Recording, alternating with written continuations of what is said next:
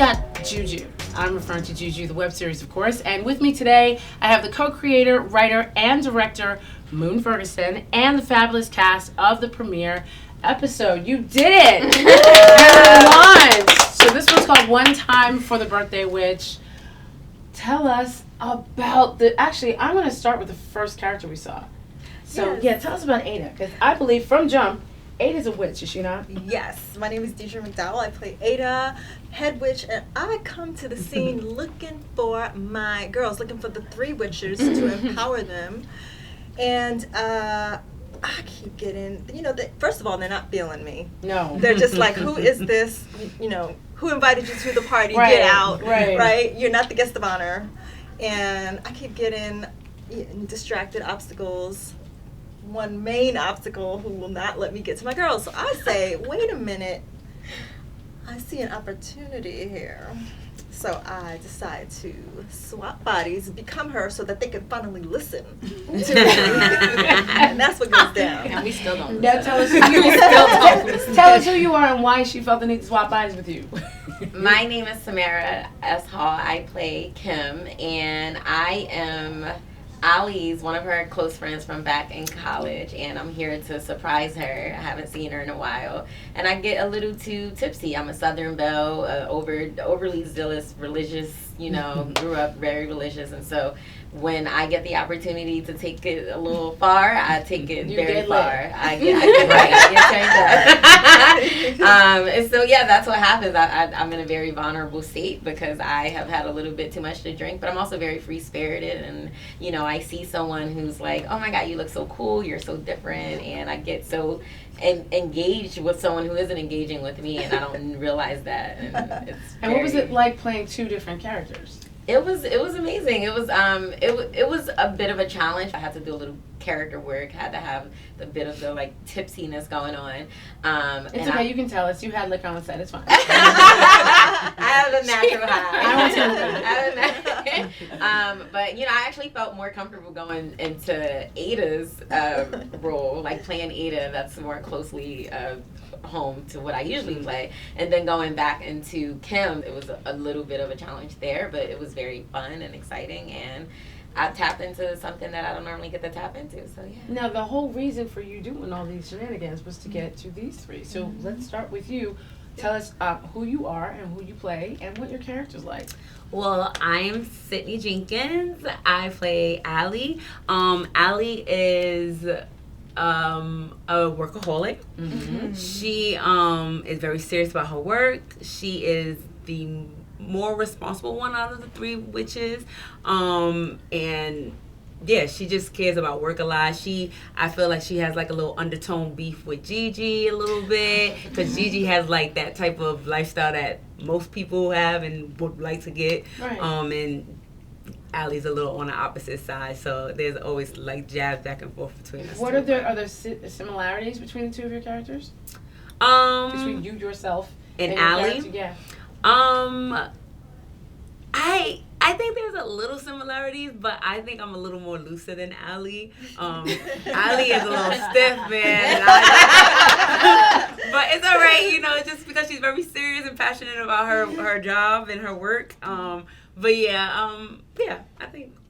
think there's some more differences than similarities in me and Allie, for sure. But she just said that her character has problems with Gigi, but I think it's Gigi's tongue a little bit. She's quick with the whip, but there's more to her though, right? Yeah. There's more to Gigi. So I think Gigi can definitely come off a little aggressive to others because I think when you see Gigi, just women, you're expecting women to behave a certain way, carry themselves a certain way, right? Mm-hmm. Gigi does not conform to that idea. And I love Gigi because I feel like I get to explore just what an empowered female really is.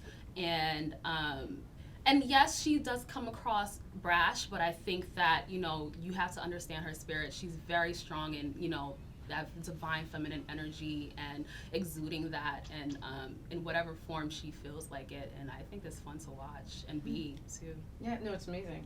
Now your character Yaya, tell us about you and her. Yes, so I'm Cassandra Borgella. I play Yaya, and Yaya's just that that empath in every sort of way. She loves to kind of just make sure everyone's okay, because if not everyone's okay, then she's not okay. Yeah. And it's not going to be okay until they're okay.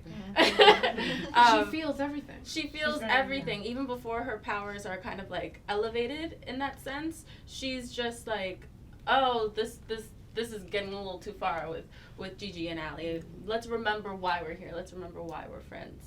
And so she really kind of just takes that with her in every aspect of her life. Mm-hmm. She's very spiritual in terms of like practicing meditation, using these crystals to balance herself, to harness her energy. So yeah, Yaya's just a really cool person. She's real. She is real down there. So I feel really, really kind of bad for your character, because like we see you at the party and basically Gigi tells you off and you don't even remember why, because your character has been in a trance. So explain, tell us who you are and what happened to you. My name is Khalil and I play Chris. And basically, you know, he kind of just bugged out. You know, he did the wrong thing. You know, he should have just, you know, calmly shot his shot. Wow. Not, you know, approach them, like, all three of them. Like, he just at least Tried it. Yeah, he tried it. But you had a rough episode. Yeah, I went through it. You did. Yeah. You had a random woman we kind of take over your brain, and so I think he likes it. Wow. That says so much. That speaks volumes. Not me though. Yeah. Not me though. Okay. What was your reaction when you were like reading the script? Like, what were you thinking about your character?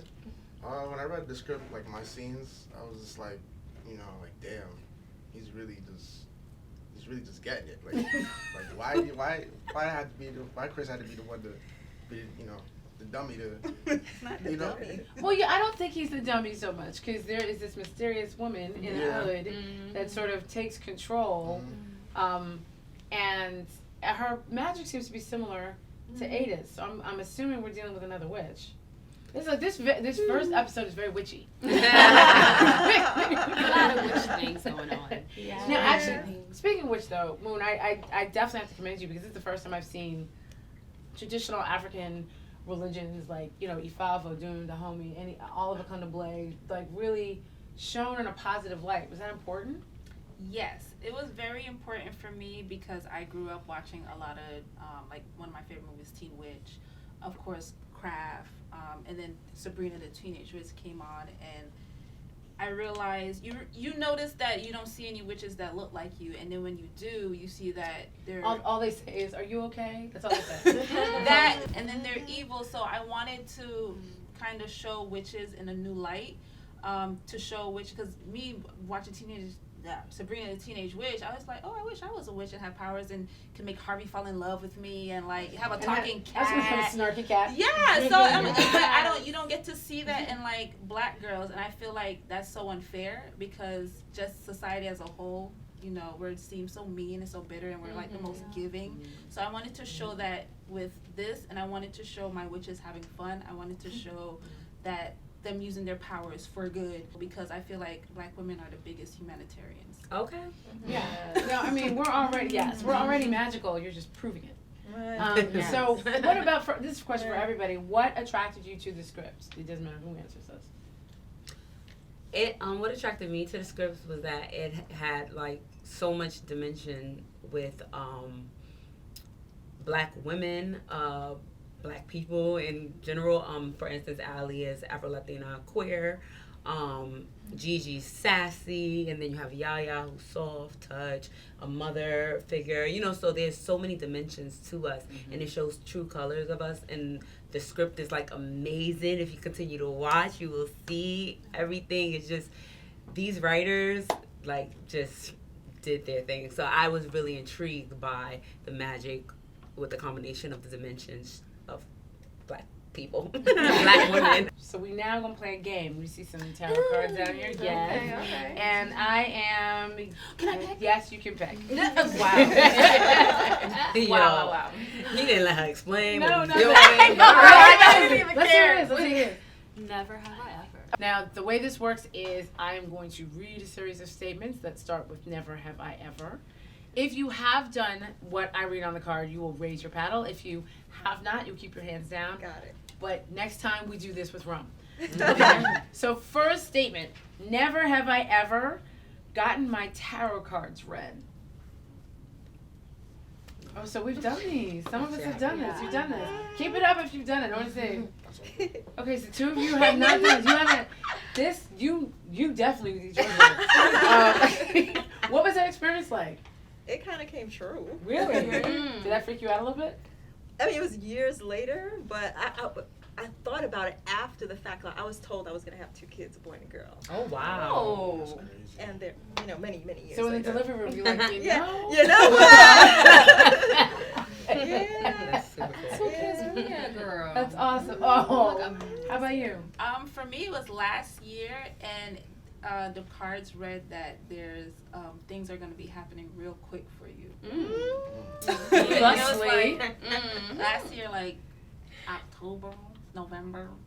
Yeah, so it said, like, she was saying, like, yo, it's going to move. It seems slow now, but it's going to move fast. Wow. Yeah. And what I think you had said, it was like a labor of love working on it. It took forever, and now look at this. Yeah. How about you? So I got my tarot card reading for the very first time, and it was it was unplanned. It was very eerie how it happened. Someone actually that I met on Twitter came to visit New York from Atlanta, and I went to meet her literally just for a drink, and this lady was looking at us, and she was like, let's go get our tarot card reading. And I was like, I am petrified, because literally every time I travel, sometimes people just walk up to me, and either they'll ask to read my palm, or they'll say, I feel something. And so I was really petrified, because I've seen Carmen too many times, and I didn't want to die. Right. Oh. And so, Carmen so I was like petrified, but then I was like, you know what, let's do it.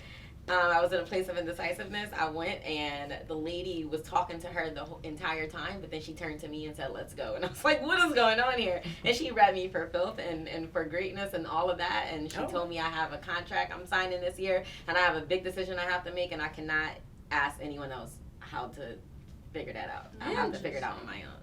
Wow. Well, good for you. This sounds like we all need one of these. Now, this has inspired those of you who didn't get them to get them. Nah, I'm I'm good. good. I don't like to see my future. No, I did. Let me run this on myself. I got mine read just because I was just curious, not really to know my future, but to kind of just know like if it's real. Like, tell me something I do know, kind of thing. But it was an interesting experience. She's like, I'm just here to judge you. Yes. I'm judging you. That's what's happening right now. Yeah, it was cool. It was a good experience. Never have I ever had a supernatural experience. I guess we have to define a supernatural experience. Like, are we talking ghosts? Well, I'm tell gonna do all of it. I'll say ghosts. I was say because I believe in the blood of Christ, but this, you know how what is it called? I'm mad how she went deaconess, but No, you know what is it called? Paranormal experience. No, but when you sleep and you can't get up. Sleep Sleep paralysis, right? That's the science form of it, and then the juju form of it is probably some other but you're caught between you wake know and sleep. Right. And you can see through the veil. They say that was some supernatural stuff, and I felt like mad demons was on me that night, and it happened mad times. But every time I say the Lord prayer, everything get better. That's why I was like, I'm good. But that's my supernatural right there, girl. And she's waving it like I'm getting anxiety. Hallelujah, praise God. Okay. Anybody else? I was driving. I was in a car with my grandfather, and his car broke down, and nobody would stop for us, and I was too young to do anything about it. And out of nowhere, somebody just appeared with nothing, picked the hood up off the car, right? Did something. Closed the hood, said, crank the engine. Car started going, and my grandfather said, I don't know how to thank you. Can I get, do you have a business card or something, anything? He gave him a card and drove off. Do you know he gave him a card that said the same name of my grandfather's name? What? Oh, girl. And then disappeared. That just gave me chills. Yeah, me too. I'm like, and so we were like, that was what? That was an angel? What was that? And then that was your great granddaddy. Yeah, that's crazy. I know how about that. That was a different Ada. Yeah, that was real. I saw it in my own eyes. Wow. Crazy. So, that was fun. But we really want you to come back and visit. So thank you so much for watching this episode of Behind the Magic and the behind-the-scenes conversation with the actors and creators of Juju, the web series. Now, please subscribe and comment and come back here every week to see new episodes. And follow Juju web series on all social media. See you next time. Bye.